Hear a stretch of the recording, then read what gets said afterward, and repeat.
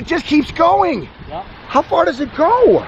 So there are two pondless waterfalls. This one's about 65 feet and the other one's about 55 feet. All right, well, we're gonna have to drive by because I can't even walk up that way, man. That's far up there. Burying a spear half into the ground like that so that it looks like it's buried even though it's just the top of the spear, and then you use the bottom right on top, right? Right. How many pounds of stone did you use in this whole project here? I think, okay, so I'm gonna have to do some math here. It was 130 tons times what, 2,000, so that's 260,000 pounds of stone. 2,000 pounds of stone. So there's over 250,000 pounds of stone in this. When you put it that way, that's right. You built that? Isn't that beautiful? So you didn't build it, or you did? Look at all that water flow. Oh, okay. All right. Yes. So there's a trickle and a little bit of algae on it. A little bit. You Yeah, like here. how we disguised that pipe? Oh yeah, the pipe is the vertical rocks we behind put some it. natural stone by it. Some natural stone that really hides it. All right, let me get out. I want to shoot. You can barely tell. So this was another contractor. Yeah. We won't name the contractor on this, but it's not unusual from what I see in a commercial project because these guys really aren't water feature specialists like CACs. So that's what Dan was saying about hiding the pipe there. It's just flexible PVC pipe with some flat flagstones vertical, and then you have a very slow trickle of water in full sunlight, and that's why you're going to get this algae bloom. You can get an ion jet on there, which would help, but what would really help is if it was shooting out a little bit more. Speak a little louder, Greg. The water's kind of hard to hear over this water. Okay, just a little flood on our vlog channel. Not what you want to do, but unfortunately very typical. So new subdivision, some really nice looking homes. Every roundabout is different, and that last roundabout that we just saw was definitely not yours, but oh, and here we have coming up on yours with the stacked slate spears. Dude, that looks great. So what'd the builder think? Oh, he's happy with it. Very happy with it. Let's go check it out. So I'm Greg Wittstock, the Pond Guy. This is my channel, Greg Wittstock, the Pond Guy, and it's all about showcasing how people live the aquascape lifestyle, including subdivisions. And this is Dan Stanza from Subdivision. Good Earth Water Gardens, brand new subdivision, you can see. And here is, man, you got a lot of urns in here, brother. Yeah. Wow, how many urns? 1, 2, 3, 4, 5, 6, like and a half or something. Wow, and so you built this year, huh? Yep, earlier this year. Now compare and contrast this one with the one that we just saw. One, you can hear it. It's got so much movement, and you have lights on it, so at nighttime this thing just probably... It's all lit up. Yeah.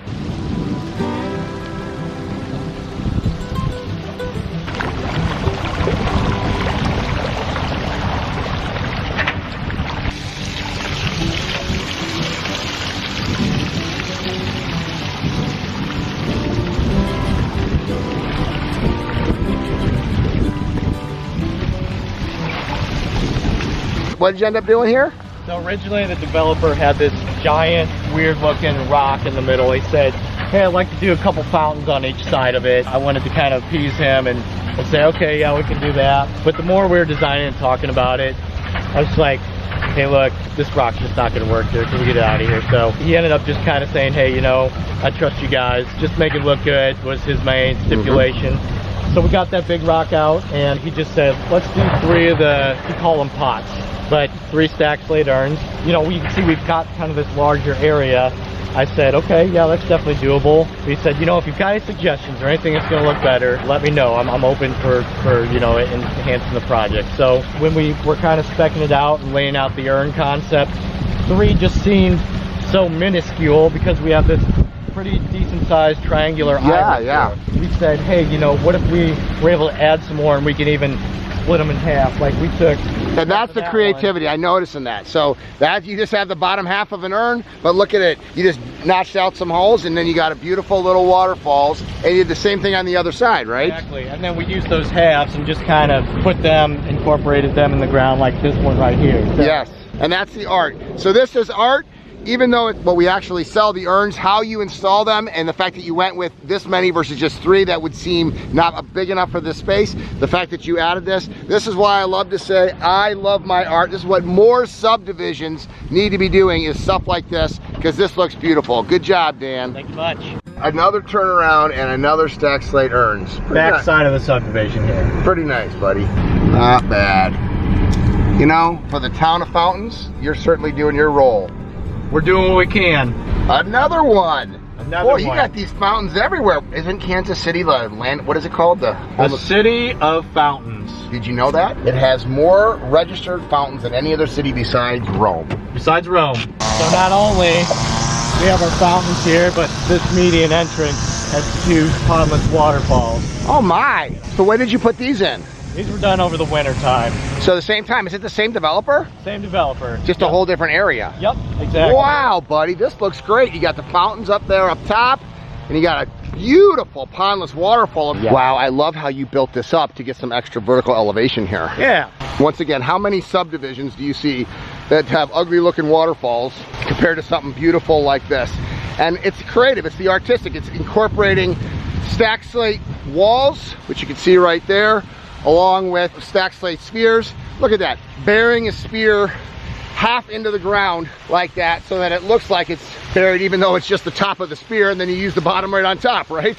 Right. Just like that. We got different sizes, different shapes, just absolutely spectacular. So was the builder happy with the results that he got here? Sounds like he's pretty happy with it. I mean, he does a lot of things with the subdivision, with him not being the one who actually lives here. I guess sometimes it's hard to get a read on people, but I think overall he's very happy, and I think we took very good care of him. I think you really nailed it, buddy. Thank you.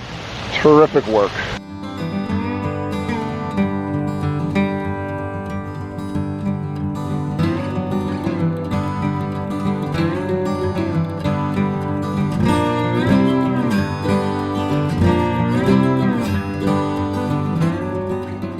Dude, you got some nice stone in here. Thanks. Some big guys. This is from Bobby. So Bobby Kerr. Wow. I mean, what's this? What's that rock run right there? I mean, that's got like a 6,000 pound rock. Dude, it just keeps going. Yep. How far does it go?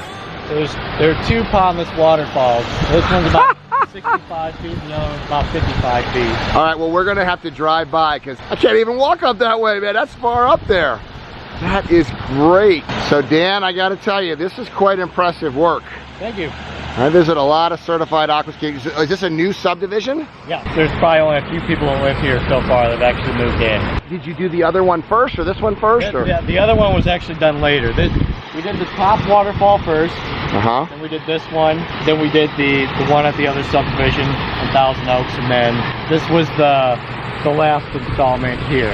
Right, yeah. So I love that right atop the thing. So the Palisades is the name of the subdivision, huh? Correct. So how does a pondless waterfall actually work? How'd you build this? Similar to a pond, except the pond reservoir is underground and it's covered up and protected, and you don't have fish or aquatic plants. Which you don't want in a subdivision like this, because then someone would have to maintain it. Exactly, yeah. A lot less maintenance for it, just more for the sights and sounds, the beauty of the actual water cascading over the rocks. So this is just for waterfall purposes only here. How many pounds of stone did you use in this whole project here? I think, okay, so I'm gonna have to do some math here. It was 130 tons times what, 2,000, so that's 260,000 pounds of stone. 2,000 pounds of stone. So there's over 250,000 pounds of stone in this. When you put it that way, that's right. That is pretty awesome, and I love the use of driftwood in here and stuff like that. I mean, these are the little things. You're not gonna get this unless you get a guy who really cares about their work, because you can't put this in a drawing. Look at that. He's not just used a piece of wood, he's incorporated it into a waterfall. Little waterfall diffuser spills off and goes into this with this wood.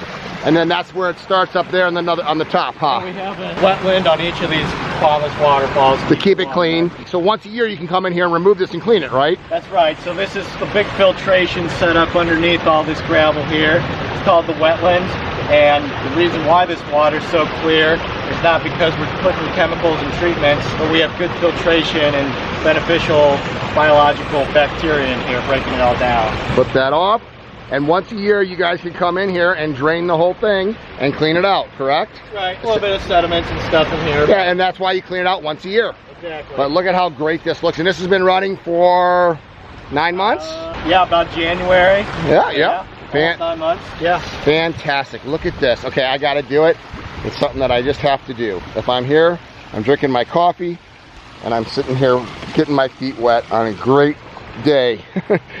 You know, this is why I say I love my job. This is a spectacular design. 260,000 pounds of rock. How long did it take and what was the selling price? We did this project over the winter time, Ideally, we'd have liked to do it all in about 2 months. But you had bad conditions, you had to stop, start. We had some snow, we were fighting a lot of elements. It took about 3 total.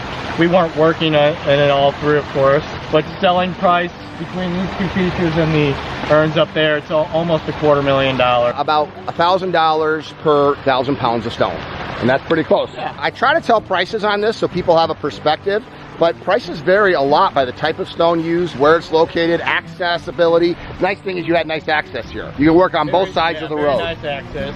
So I go around and I primarily show people living the aquascape lifestyle in their backyard, but who wouldn't want this as an entranceway to a subdivision that they actually live in? And it's not complicated. This is the exact same way you would build it in somebody's backyard. Exact same way, just bigger liner and bigger pumps. And bigger rocks. Bigger rocks. And that's it. It's the same system, whether we build a commercial $1 million water feature, 2 million, 2.3 million, the largest one we've ever done, or you're putting something in someone's backyard that you do in 40 man hours. It's the same process, which is why it works. Hey, if you like these videos, please share them, because more people need to see what living the aquascape lifestyle is like, and what entranceways to subdivisions should look like when they get beautiful, low maintenance ecosystem water features. Good job, my man. Thank you. I love my art.